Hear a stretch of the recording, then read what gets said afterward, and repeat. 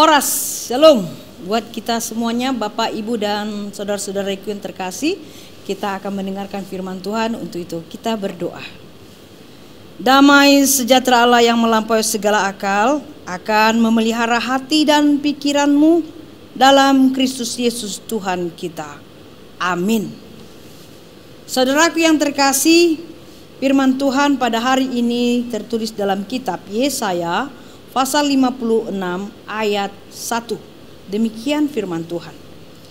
Beginilah firman Tuhan, taatilah hukum dan tegakkanlah keadilan, sebab sebentar lagi akan datang keselamatan yang daripadaku, dan keadilanku akan dinyatakan.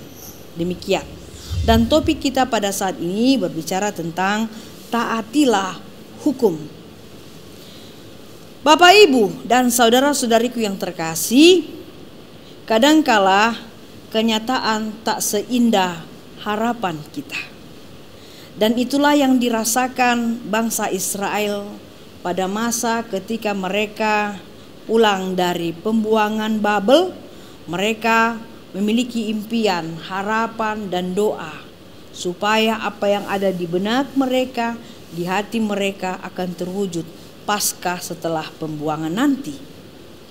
Tapi apa, saudaraku? Semua berbanding terbalik. Karena harapan mereka sebenarnya adalah sangat sederhana dan memiliki keinginan yang luhur. Harapan mereka, cita-cita mereka, doa mereka yang ingin mereka lakukan setelah pasca pembuangan adalah mereka ingin kembali ke negerinya. Itu harapan mereka yang pertama. Kembali ke negerinya, kembali ke tanah leluhurnya, kembali mereka ke rumah mereka. Dan mereka ingin menikmati beribadah di bait Allah. Itulah poin yang kedua, cita-cita harapan mereka. Ingin menikmati beribadah di negeri mereka, di dalam bait Allah. Dan tinggal di dalam rumah mereka sendiri.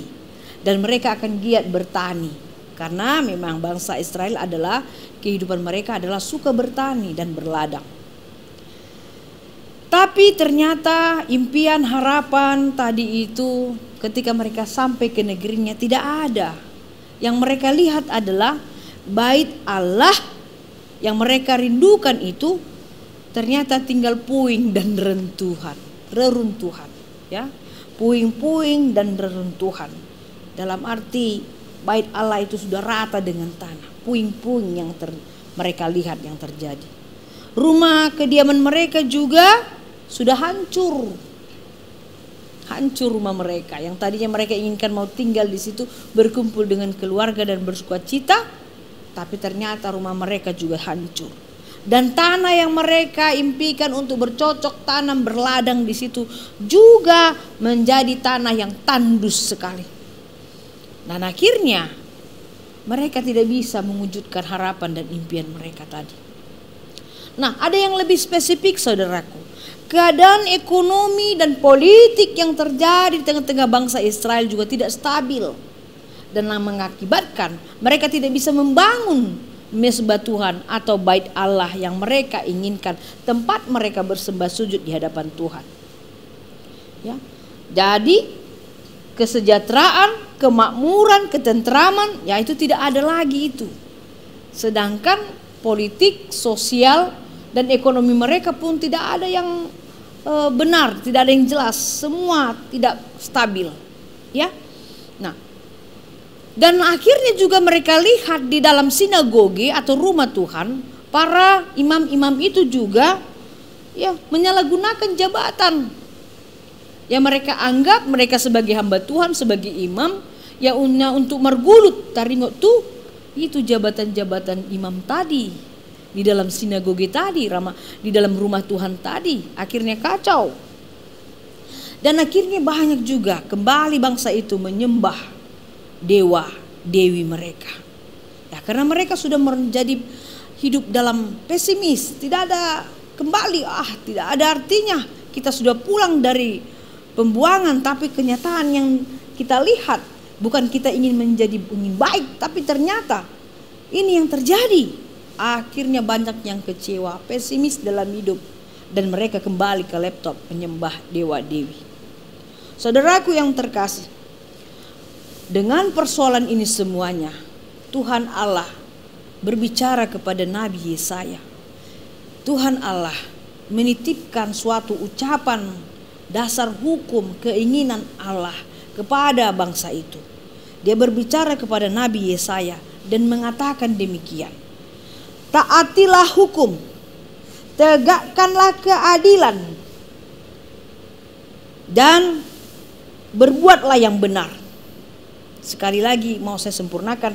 Taatilah hukum dan tegakkanlah keadilan, sebab sebentar lagi akan datang keselamatan yang daripadaku, dan keadilanku akan dinyatakan.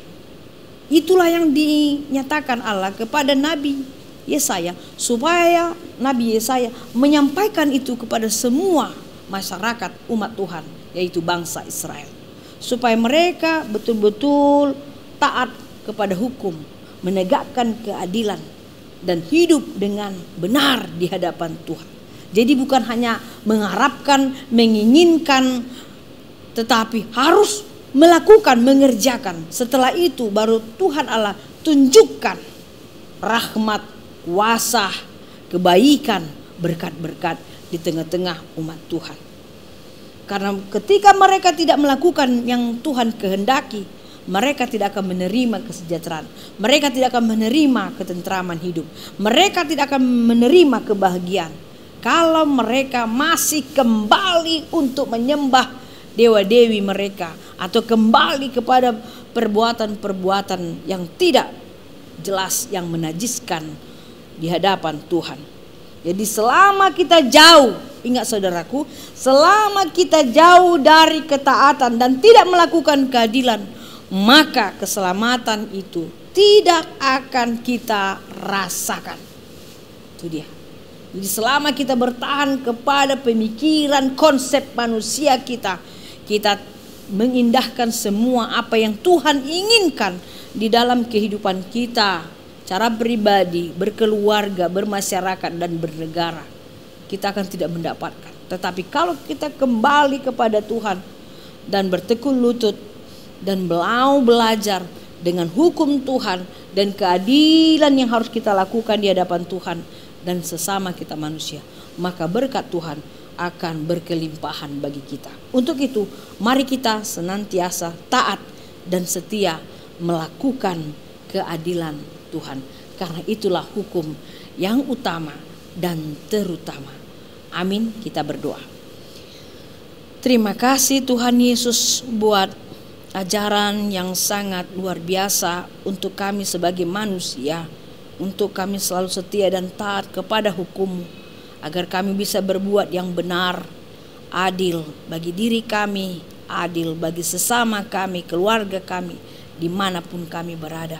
Karena untuk itulah Engkau memberkati kami menjadi umat-Mu, pilihan-Mu Tuhan, bagi di sekitar semua manusia dan bangsa-bangsa. Tuhan, biarlah Engkau selalu memakai kami untuk melakukan kebenaran dan keadilan itu. Karena Tuhan menginginkan kami semua untuk hidup di dalam kebenaran, untuk hidup, untuk taat akan hukum, untuk hidup, untuk selalu berbuat adil dan berbuat bijaksana di dalam kehidupan kami.